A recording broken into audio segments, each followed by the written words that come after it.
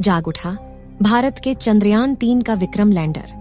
दुनिया भर में हो रही भारत की जय जयकार, क्योंकि भारत में कुछ ऐसा कर दिखाया है जिसे बड़े बड़े देश नहीं कर पाए हैं। चांद की अंधेरी रात बीत चुकी है और चांद पर सूरज निकल चुका है। अब लोगों की मन में सवाल उठने लगा है कि क्या चंद्रयान-3 जाग चुका है, क्योंकि हमारे इसरो के वैज्ञानिकों ने 2 सितंबर के दिन इसके प्रज्ञान रोवर को और 4 सितंबर के दिन विक्रम लैंडर को गहरी नींद में सुला दिया था। इसरो के वैज्ञानिकों ने बताया था कि 22 सितंबर के दिन चंद्रयान-3 का विक्रम लैंडर और प्रज्ञान रोवर जागेगा और चांद पर अपने एक्सपेरिमेंट करेगा।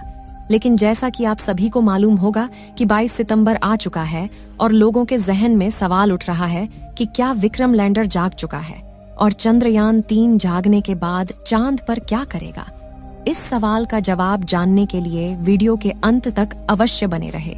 इसरो के वैज्ञानिकों ने चंद्रयान-3 के विक्रम लैंडर और प्रज्ञान रोवर को इस तरीके से पार्क किया था कि जैसे चांद पर सुबह हो और सूरज की किरण चांद की धरती पर पड़े तो प्रज्ञान रोवर और विक्रम लैंडर के सोलर पैनल पर रोशनी पड़ सके, जिससे कि दोबारा चार्ज हो जाए और फिर से अपने एक्सपेरिमेंट को पूरा करे।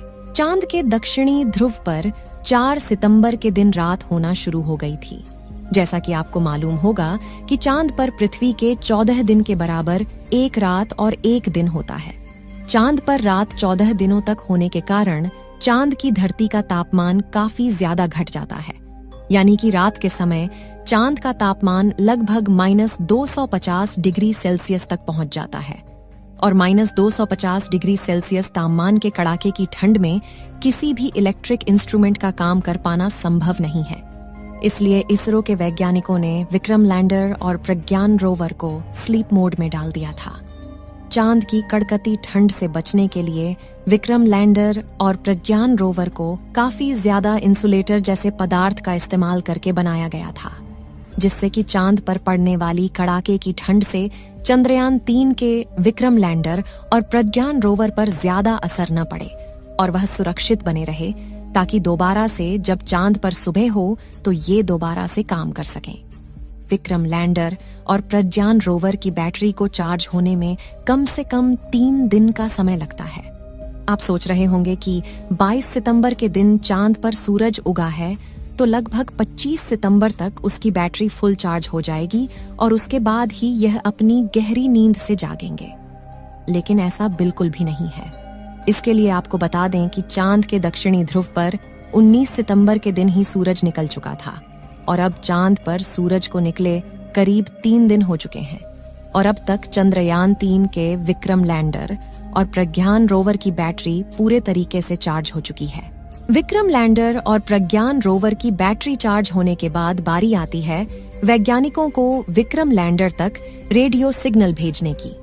विक्रम लैंडर को स्लीप मोड में डालने से पहले इसरो के वैज्ञानिकों ने पहले प्रज्ञान रोवर को स्लीप मोड में डाला था, क्योंकि जब इसरो चंद्रयान-3 से संपर्क करता है तो सबसे पहले वह चांद के ऑर्बिट में घूम रहे चंद्रयान-2 के ऑर्बिटर को सिग्नल भेजते हैं। उसके बाद ऑर्बिटर धरती से सिग्नल को रिसीव करके विक्रम लैंडर के पास भेजता है।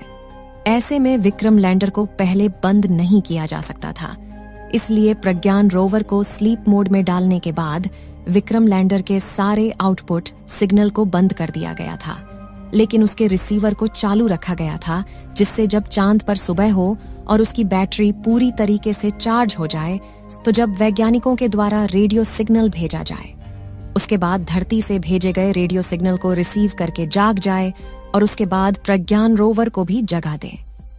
चंद्रयान-3 चांद पर ढेर सारे तत्वों की खोज तो कर ली थी, जिसमें oxygen, sulphur, manganese, titanium, chlorine और आयरन जैसे अन्य तत्व शामिल थे।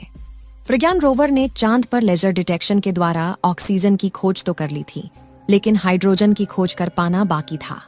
जैसा कि आपको मालूम होगा कि पानी हाइड्रोजन और ऑक्सीजन से मिलकर बना होता है। अगर चांद की धरती पर हाइड्रोजन की खोज हो जाती है तो चांद पर पानी पाए जाने की पुष्टि की जा सकती है। हमारे चंद्रयान-3 का प्रमुख मकसद चांद पर सॉफ्ट लैंडिंग करके पानी की खोज करना था।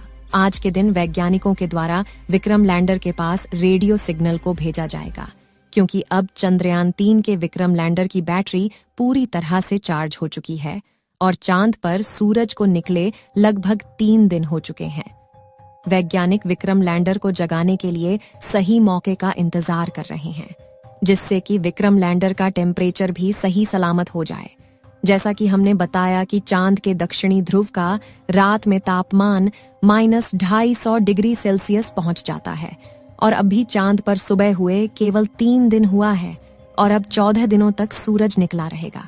इस बार प्रज्ञान रोवर और विक्रम लैंडर 500 मीटर की दूरी तक जाकर चांद की अलग अलग जगह का डाटा इकट्ठा करके वैज्ञानिकों तक जानकारी भेजेगा।